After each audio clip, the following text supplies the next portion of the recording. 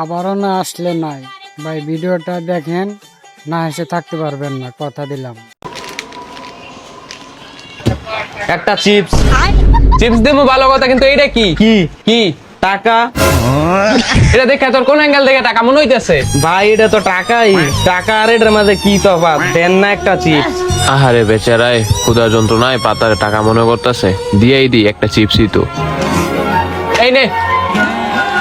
रुको जरा सबर करो। The next day.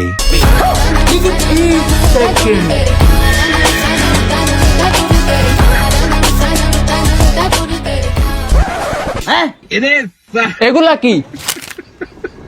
চল সাইন কর। মানে মানে এই এক বস্তা টাকার বিনিময়ে আজকে থেকে পুরো দোকানের মালিক